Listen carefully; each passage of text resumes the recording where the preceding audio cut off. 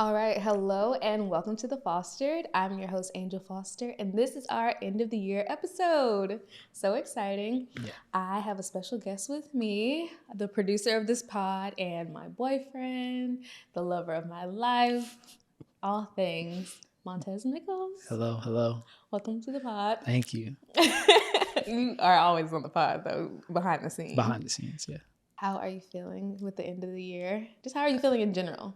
I think I'm all right. I'm feeling good. Yeah. Something I've been seeing a lot about people saying is like, this is the year that we're just trying to end. It's like softly. Like, it's not like a year we're trying to like end super strong. And I had never seen people say that before. Like, I feel like all the language around like the end of the year has been always like, we're ending this year super strong and we're going to achieve those goals or whatever. But mainly Sadie Baddies, I feel like they've been the main people I've been seeing post about just like ending this year softly and like focusing on rest. And there's also a little bit of stuff like around astrology with that too.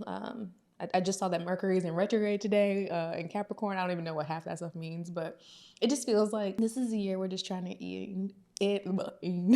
end with a little bit of ease. Yeah. Do you feel that at all? Definitely, yeah. I mean, you were gone all last week, so I was definitely resting a lot and just kind of chilling, not like overexerting at all, not like worried about like trying to complete like personal projects. And, we were off work too. So yeah. I definitely feel that ending the year with ease, 100%. That's good. And I'm glad you took some rest for yourself because I feel like I've never seen you like work this much like this year. Like you've worked really, really hard this year and you've really taken care of us. And I'm just so grateful for you. And I'm glad that you are able to end this year with some kind of rest. Because I feel like it's hard for people to give themselves that in general. But I think especially like Black men, like the conversation around Black men giving themselves rest is really a new one. Yeah. I feel like Black women were like, we're taking our rest. And then now Black men like are starting to be like, wait, I could take some rest too. Like it's just been a nice conversation around like mental health with men. Yeah. And Black men specifically. Yeah. I definitely resonate with like the have to, do whatever by the end of the year. Not just like the end of the year, just in general, like having to work, do the things, be excellent at all times. And, sometimes rest is excellent. Oh, yeah, that was a word. So fully embracing that. I love that.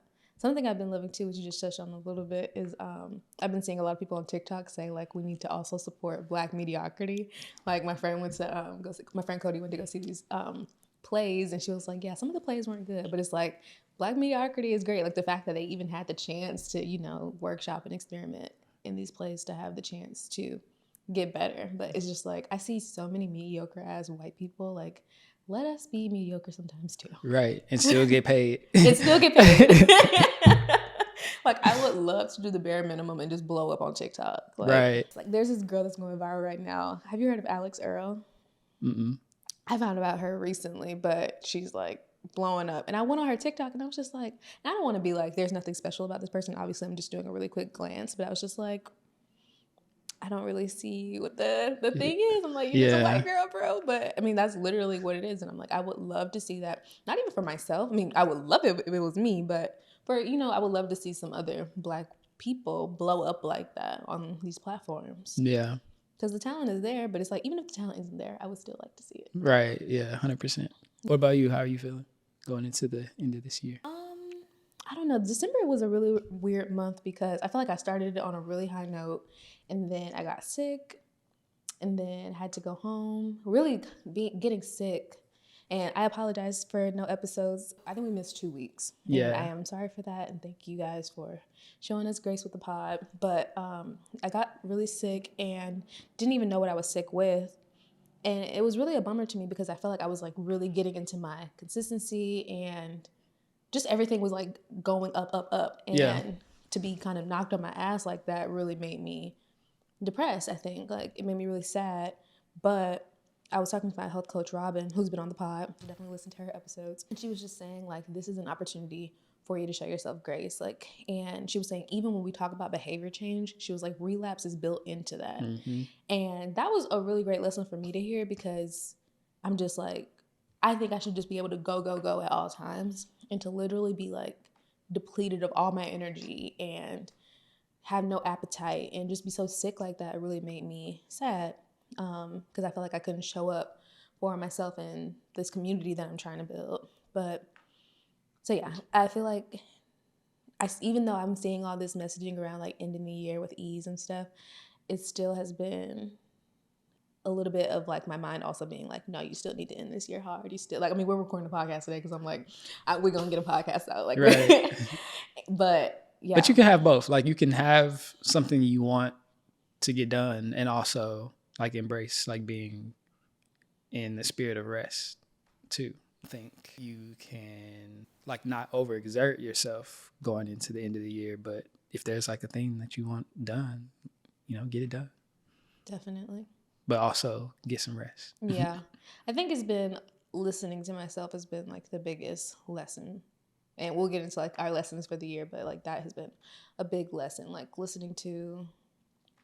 And I think you need time to listen to yourself too. And I feel like I was distracting myself with like social media and just looking at like so many other people. And I wasn't really listening to myself. And because of that, it's hard for me to even check in to know like when I need the rest or when I need to go.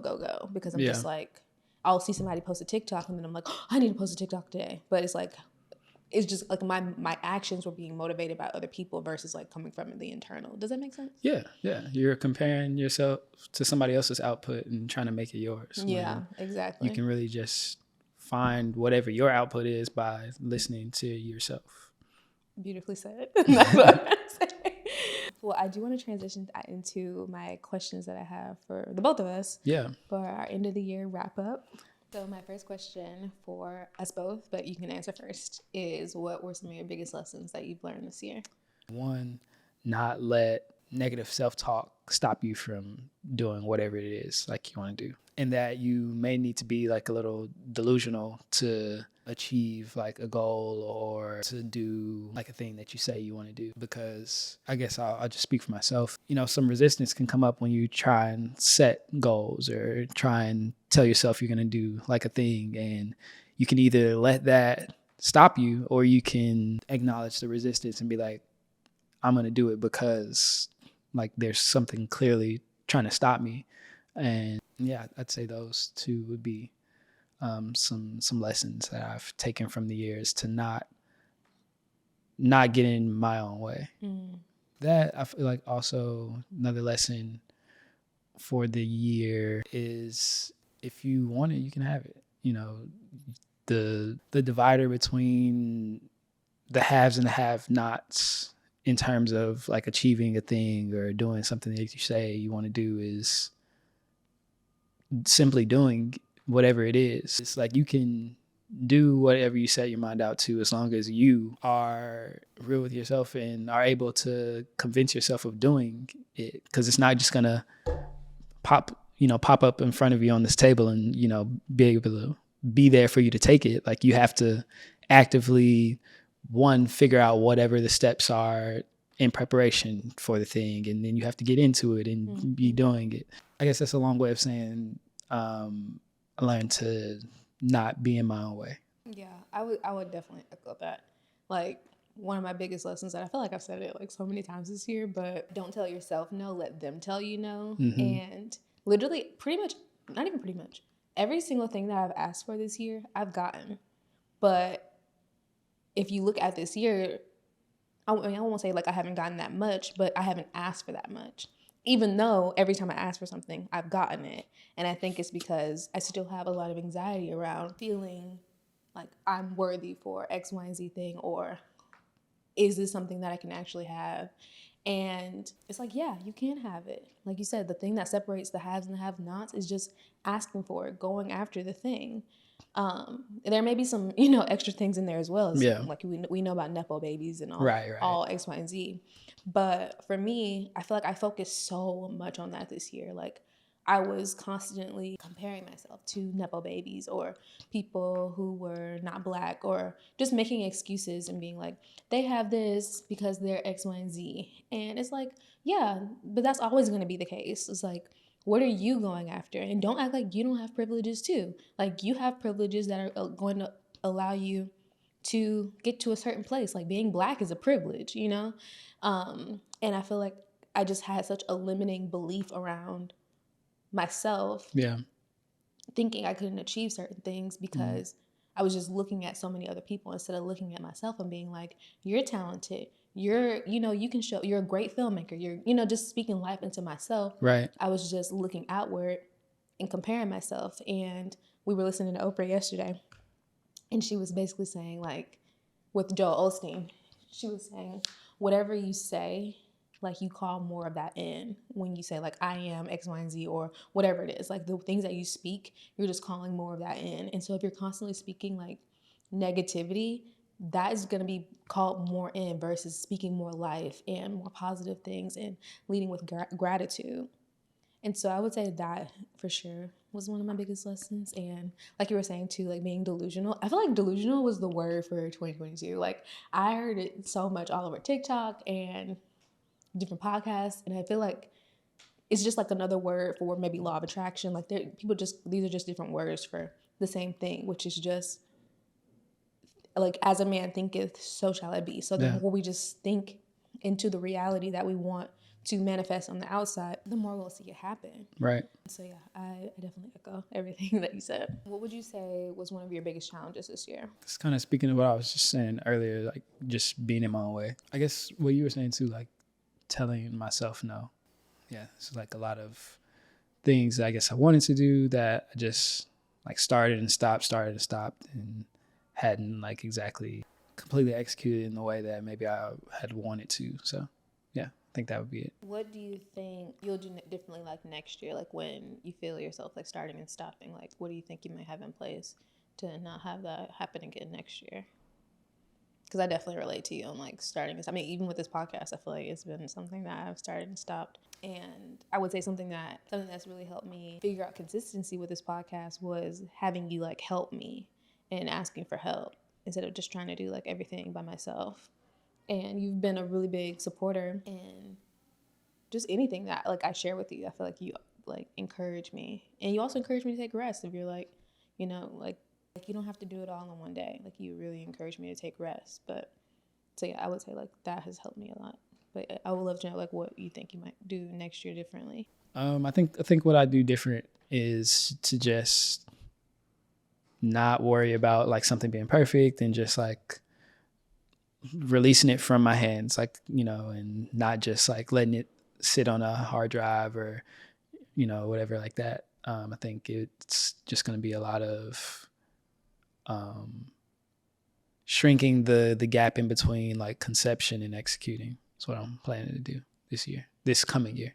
I love that because you work on so many cool things, and like I just see you like working on like building these worlds and just stuff that I literally cannot physically understand how you make these things that you make.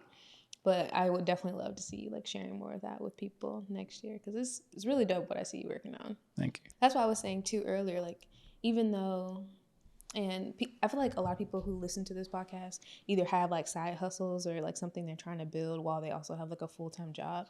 And you were really busy with work this year. Yeah. And so the fact that you even found time to do anything extra, I'm just like, that is amazing. And let alone the things that you were doing extra, you were literally teaching yourself how to build these worlds in Unreal Engine and just doing really dope stuff.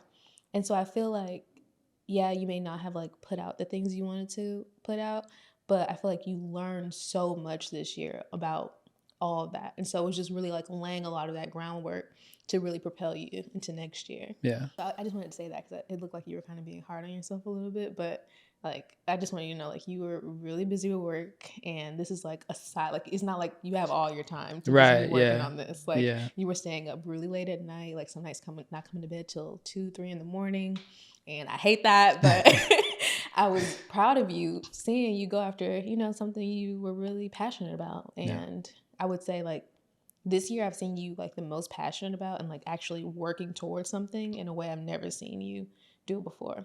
And we got our laptop stolen. I don't know if we want to talk about that. Yeah, we should definitely talk like, about that. You had to go through like several computers. We got robbed. It was in May. And it took a while to kind of like recoup. I mean, we're still kind of recouping everything. Yeah. Because our insurance did not help us out. They did not.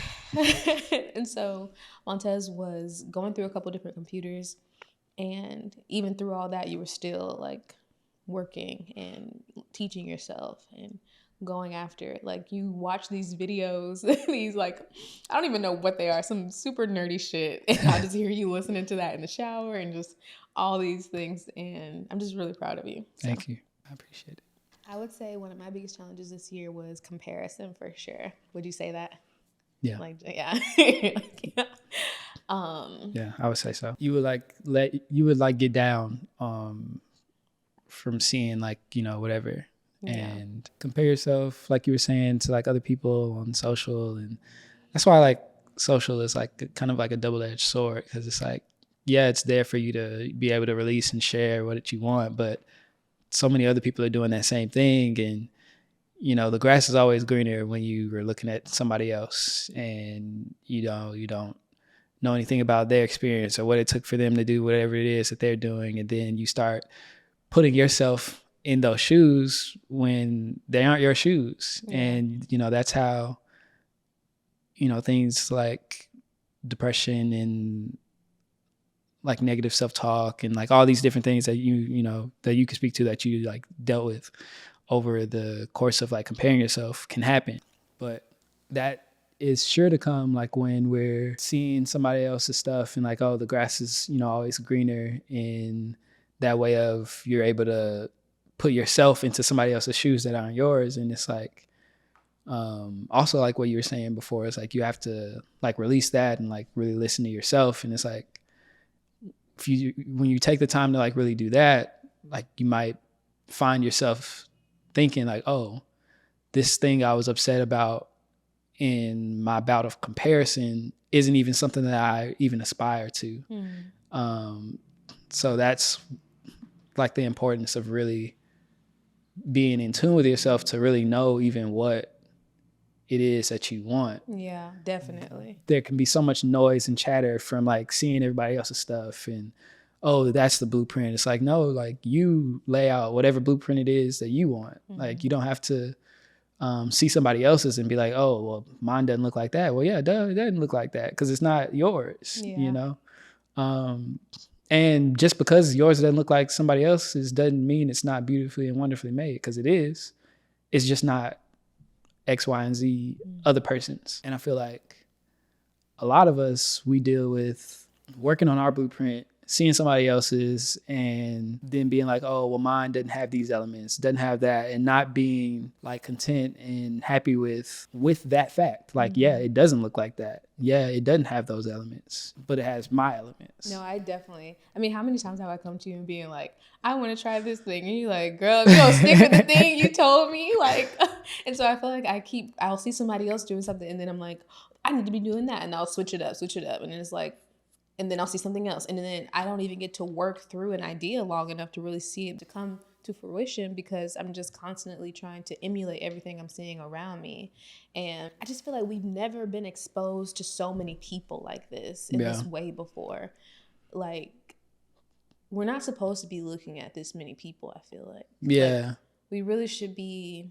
Hitomi Machizuki, she posted something today, and it was this list where it's like energy takers and energy givers, and under the energy takers part was screens. And I definitely feel that I fit into on the energy givers part was all the things we know that gives us energy: going outside, sunlight, drinking water, eating the good things. And none of that had to do with social media or technology. And I feel like when I do those things, that's when I get the really great inspiration, and that's where I really can hear from God and just be in touch with the person that I want to be, and can have gratitude and just all the good things.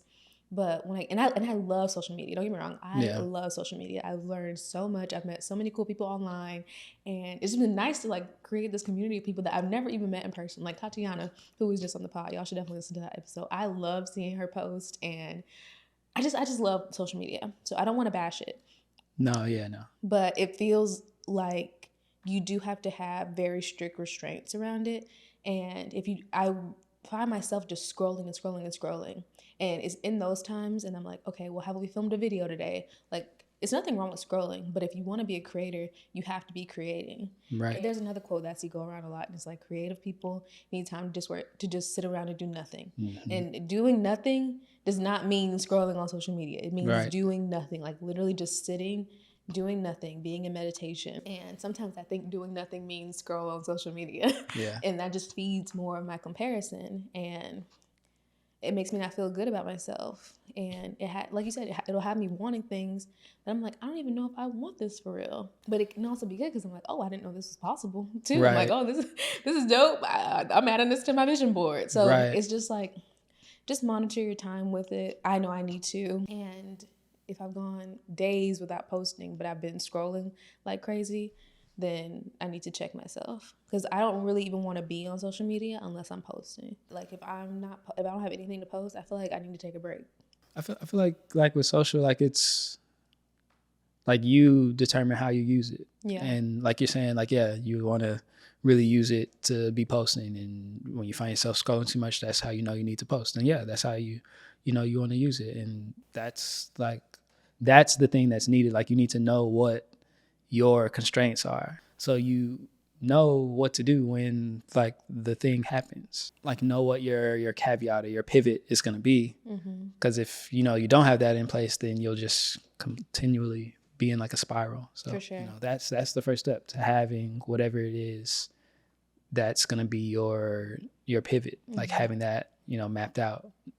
So that posting strategy, once you feel like you've been scrolling too much and it's time to post, then yeah. Definitely. Okay. And obviously I'm speaking from more of a content creator standpoint. Like if you have no desire to be doing any of this, like scroll as much as you want, do whatever you want. I'm speaking more so from like a person who's trying to be or not trying to. I'm done saying that. Like I am a creator. Yeah, you are. You're not trying to. I am a creator. Yeah. My friend Crystal, she really was like speaking like into me. She was like, just like how, she was just saying like how every time she gets on, like she sees a new video from me, and that made me feel really good, because I'm like, because Lord knows I was not consistent.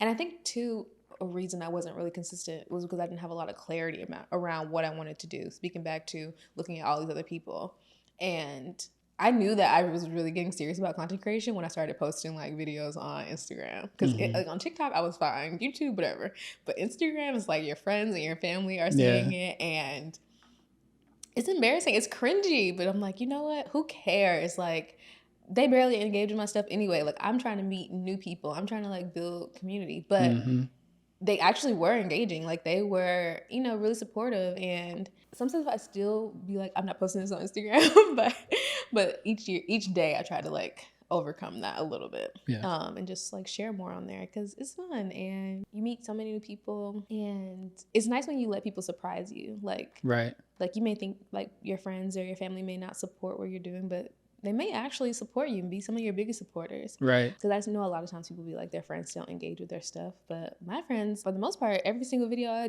post, they comment on it. Like my friend Cody, she's always like the first comment, and Crystal or whoever, it's nice to let people surprise you. When you post on Instagram, that's like, I don't know why, it's just like scary to post on Instagram for some reason. I think maybe like, or at least for me, it's like you have all these preconceived like notions that other people like have to say about whatever it is. Like, oh, she's trying to be a content creator. She's trying to be an influencer. Right. And I don't know why that offends me. It's like, because I am. I literally am trying to be all the things you think I'm trying to be. I am trying to be those things. It's like what you're saying before. It's like you tell yourself no before somebody else can. Yeah, because nobody's ever messaged me being like, oh, you're trying to be an influencer? Right. Nobody's ever messaged me that. Yeah. And nobody's going to. Yeah. They want, like, people want to see you, do what you want to do. Yeah. Whatever that is. And if that's content creating and sharing your life with people, like, they want to see that. Yeah. I know I do. I love that. Next question. What was something that made you most proud of yourself this year? I think moving to California from Nashville, definitely. Was one of them. And that was your first time leaving home. Yeah, I guess so. Yeah, it is, because you didn't move away for college. Yeah, I didn't move away for college. No, I didn't. I stayed on campus for a year of college, and then I got a couple of years in my mom's place by myself because she moved out. But yeah, no, I didn't move. So yeah, this was my first time moving from home. How did that make you feel? Were you homesick at all? I mean, yeah, I get times where I miss my family, but I mean, if I didn't go, I went to TSU, and if I didn't go to school, right out of high school, my original plan was to just pick up and move to New York. So I Yeah. think, you know, it was Which past. we may be doing. It's been past time for me to, you know, leave. So I'm completely fine with, you know, not being home. Yeah. How have you liked it here so far? I like it. I like where we're located. It's like close to like all the perfect. things. Yeah, yeah. And I skateboard a lot, and it makes it really easy for me to get to where I want to go. You know, because everything is so close. Yeah. No, I was just back home for the holidays, and I had to drive like the nearest grocery store was 10 minutes away at my dad's place. Yeah. And I'm like, yeah, this is why I had a car. But like here, you don't really need a car. It's a walkable, and like literally whenever we need to go to like Whole Foods or whatever, you just skate and go. And yeah, like it's been nice seeing you like really be in that your skaterboard era. Yeah. My fourth grade self would be really happy. Was that your goal in fourth grade, to be like a skater? I mean, that's when I like really got into skateboarding. I had these homies, Sonny and Orion Hensley. Hi, Sonny and Orion. Yeah, if they ever see this. But Orion, he was in the same grade as me, fourth grade, and Sonny was his younger brother. But they had like this whole like skate park behind their house. And, Oh, dope. Were they black? No, they were white. Yeah, but no, they had like this half pipe and some other stuff. That was when I was like really getting into it then, and so now like that I've been skating a lot more. My fourth grade self would be really happy. But that's also one of the things too that I'm happy about for this year is I skated a lot. Got really good. I got a little bit better. Still working to like get some tricks down and stuff like that. But yeah, I've been able to do a couple of things I wasn't able to before. I've always never had really a problem with like speed on the skateboard because I would back home, I've got this hill in my mom's house. I would always go down that or like going downhill. That's always been fun. But the issue that I've had in the past was being able to like ollie or like do a shove it, which I can do both now. Oh, dope. Love that. So no, you give me so much anxiety though. Like watch you go that super fast like that. Like, Yeah. it gives me so much. Because I'm it's like, definitely not how safe. do you stop? But you stop. Yeah. Well, the way you stop actually is kind of insane. Like you put your foot down and like slow yourself down. I'm like, Yeah. is that good for your knees? Like it doesn't. I mean, that's how you stop though. Like Just putting your foot down and you either do that or you got to jump off. jump off. Yeah. What happened? What about your skateboard? Well, you like jump off and then Grab you it go real quick? grab it. Okay. Yeah. The skating is definitely giving me a lot of anxiety. Yeah. But it's been exciting to see you show up for yourself in that way. Because I feel like you are always the person that really shows up for other people. And it's been nice to, like, I feel like this is really the first year where you were able to really prioritize yourself. Yeah. Would you say so? Yeah. I would say so too, for sure. So I've been loving seeing you do that. And just, like, I feel like we both kind of have been, like, trying to like please our childhood selves too a little bit. Like, I mean, like you just said, like your fourth grade self will be proud, and just like whatever like kid like things we want to do, we just do it. Yeah. Was there anything else that made you proud of yourself this year? I got one more. I started cutting my own hair this year. So yeah. Tell them why. Huh? Tell them why. Well, just getting haircuts is very expensive, and especially out here. I think I got one haircut since I've been out here by another person, and I paid like $70 for it. And that was when I was like, yeah, no, I'm not doing this. You about to clip it so fast. Yeah. Because you didn't even like your haircut. Nah, I didn't even like the haircut. So I was like, yeah, I'm not paying for this anymore. It was hard for you two to break up with your barber, I think, too. Because you had the best barber. Yeah, I had a really good barber, Rob in Nashville, Collins & Co. on 4th Ave. If you're in Nashville, go see him. If he's got availability, you know. I don't know. He's busy. Booked. Yeah, he stays booked. But yeah, it's hard to, find another barber after him. So yeah, he was the best. Yeah, so I just figured, I can do this myself, and Yeah, I've you've been doing a good job. And you've been doing hard haircuts, like those fades. Yeah, like, I do the fade. Like I'll leave some on the top and do a ball fade around the, the sides and the back. Yeah, I like that one a lot. Yeah, I like doing that one too. And I mean, that was the last one I did, and it kind of becomes like 2 haircuts because today I just did an edge up, but like now it's more of like a fade instead of like a ball fade, because the hair's growing back. So Now I'll probably like cut it again next week, but I didn't have to like cut it all the way down again because, you know, I can just give myself edge up and, you know, it looks fine. Yeah, it looks good. Thank you. But yeah, those are my things I was proud of for the year. I'm proud of you too. Thank you. What about you?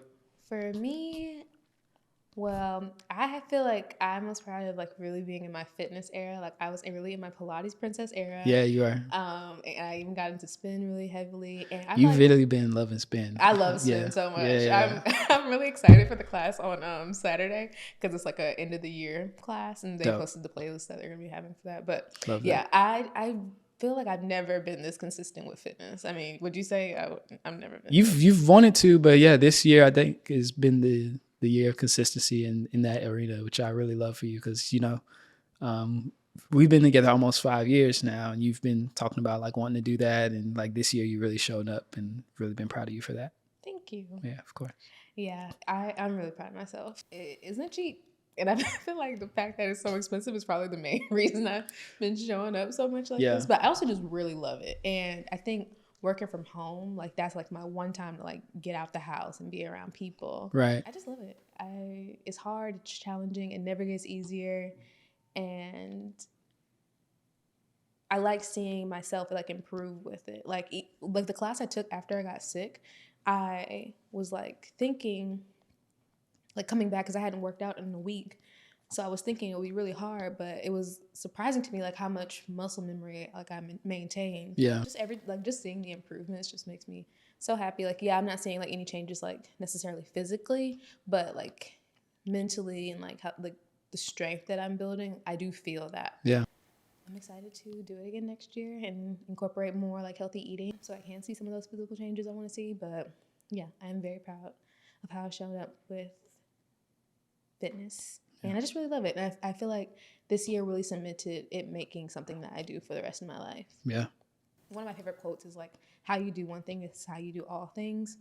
And I've seen like how the consistency I've had with fitness has trickled over into like how consistently I've been showing up with content creation. Yeah. And just like anything I feel like I say I'm going to do, I feel like I've been more impeccable with my word. Like before.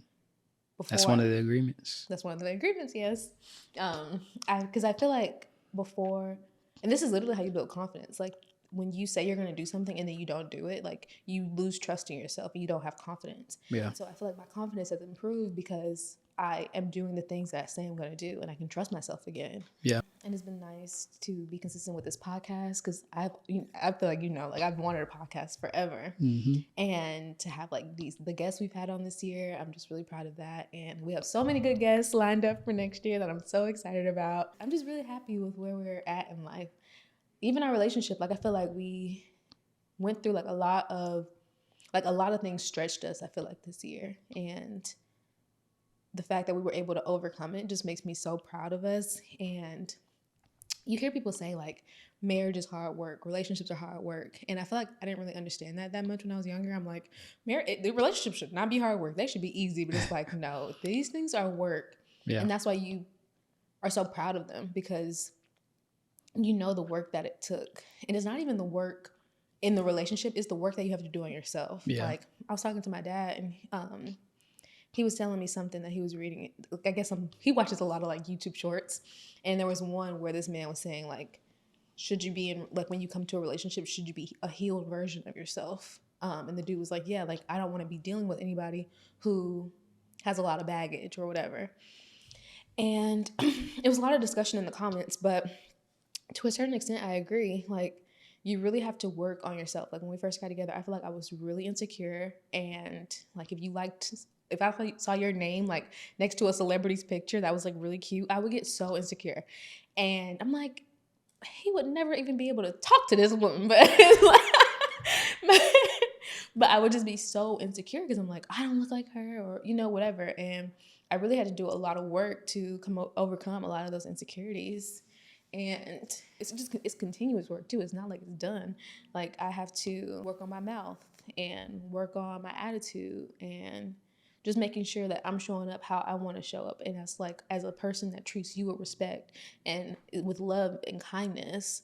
And I realized like I have to show myself that stuff first before I'm able to even have the ability to show it to you. Yeah. The more I feel like that I'm able to do that, the more I feel like I'm able to show up in this relationship how I want to show up. And I feel like not necessarily the beginning of the year, like I feel like this was like something I started working on probably after the summertime, because the summertime I feel like we were going through a heat, like it was like a heat wave outside and it was like a heat wave in this relationship. Yeah. But after whatever, I feel like I was able to really like just work on like I was like I don't want to yell. That was like a big thing for me because I grew up in a yelling household, and that's just not the kind of I don't want to be a person that yells at you. Like I want to treat you with respect, and I want to make sure that you're able to be heard. But that's like that's work for me because like that's how I was raised. I was raised where people yell at each other, and it's like it's a practice that I have to make sure that I'm showing up. Like so whenever I even feel things get like a little bit heated, it's like I instantly have to calm myself down so I can hear what you're saying, and so I don't immediately like get offended, because we're on the same team at the end of the day. Like it's us versus the problem. But I feel like even though I know that, like in my head I'm like, no, it's me versus him and he needs to know I'm right. And it's like, no, I don't care about being right. I care about this relationship. Do you have anything you want to say about that? Yeah, I did go like all you're saying. Like, yeah, relationships are hard work. Not just relationships with other people, relationship with yourself too. So yeah, I think a lot of what you're saying, like having to work on yourself, has been true for the both of us. I think what I had to work on is really like not worrying about like what your feelings are going to be of my feelings, because that's what's had me not say like a lot of things before, or like assuming like there's going to be a fallout if I like talk about how I feel, or, you know, whatever. Boiling that down to me not thinking like my perspective is valid, or, you know, anything like that, which is in the past, like how a lot of things subsided was me just like letting it go and like, you know, whatever, she's right, you're right, you know. But that always isn't the case. And that just builds up resentment and disdain for like things not said, or, you know, that sort of thing. So yeah, no, you spoke up the most this year. I feel like yeah, you could definitely be speaking up more, but like yeah, I was so used to you not like challenging me, and then I feel like you hit like a breaking point. You're like, you ain't right no more, bro. yeah. Like I am about to be speaking up, and I'm so grateful to you for that, because I feel like that is where the real growth happens. Like I'm not right all the time. I'm right 99% of the time. I'm just kidding. Okay. And so the more that you speak up, the more, and that was, I used to say that all the time. Like, I feel like I always challenge you, which allows you to grow and like reach like your potential. But I was like, you never were challenging me in the same way. And so I felt like I wasn't able to grow like how I wanted to grow. Mm-hmm. And so the more that you've been able to speak up and like offer that reflection, for me, has been so beautiful. I feel like for my growth, because like that I feel like is what makes us partners, and that is what makes a relationship. Like everything else just doesn't even feel real. And of course we had to grow up to get to this point. Like we're in the second half of our 20s now, and before I felt like we were just kind of like playing house a little bit and just trying on like being in a relationship and like figuring out like what is it to be in a relationship. But now I feel like we're still doing that a little bit, but it's more like we know what we want, and when something doesn't feel right, I feel like we're able to call it out more, and you're able to call it out versus like just letting it go on and then it just builds up, because that's really what I need from you as a partner, to like speak up, because it's like you feel the energy when I'm off and I feel the energy when you're off, and when you say nothing's wrong, it's like, okay, well, it feels like something's wrong, like, and so it feels like not like gaslighting, but low-key like a little bit of gaslighting when you be like, nothing's wrong. It's like, okay, but it feels a little bit off in here. And so I'm just calling it out. I don't know. Does that make sense? Mm-hmm. Yeah. I feel like too, in the past, before like growth and all these different things, like I would try to like say like X, Y, or Z or whatever, but I think maybe in the past, like you weren't really wanting to hear like certain things, so there would be like some resistance to like me trying to like say something, and then over time, like, yeah, I'm just gonna I take that and I'm gonna fall back, you know, because I don't want to, you know, the definition of insanity is like you keep doing the same thing over and over expecting a different result. So I feel like you feel like you were trying the same thing over and over, though? I feel like like how I would be able to like name something now, like I would try and like do that in a similar way in the past. And maybe because like it wasn't like wanting to be received, or because we were in whatever the issue was, like it wasn't received. And that would be why I would just, you know, I would take that note and be like, okay, for the next whatever, like just let it be. Cause I'm a path of least resistance kind of person sometimes. And what I take from one like interaction, like I'll note that and be like, okay, then I don't need to do like whatever that is again. Or even if there's like an inkling of that, like I'm thinking to myself, oh, okay, I don't need to do this, or this will happen. Or do you get what I'm saying? Mm-hmm. So yeah, I feel like we've grown in that arena to where like what I said before is like I can't worry about like whatever the outcome is from me bringing up whatever, you know, because I'm just going to be left with it. And so now I'm going to have to say whatever it is, so that, you know, if that does happen, like if there's a rut that, you know, you or me go through from as a result of that, you know, that's what it is. And then we get to the solution. But before I was just like making the solution silence, which also didn't really help. Yeah. Thank you for sharing that. I definitely didn't know that. Yeah, of course. I'm glad you don't feel that way now. Sometimes nothing is, you know, going on, or at least with you, maybe. Like sometimes it's just maybe me dealing with, you know, whatever I'm dealing with. And yeah, sometimes I'll include you in that, but sometimes like I want to just handle it myself. And yeah. So I don't mean to gaslight you in that I'm way. not saying you're No, I know you're not. gaslighting I know me. you're not, Yeah. but I'm just using the word you did. Yeah. I don't want to gaslight you in that way of like, is something wrong? And I'm like, no. You know, 95% of the time that'll be true. Like, yeah, no, nothing's wrong.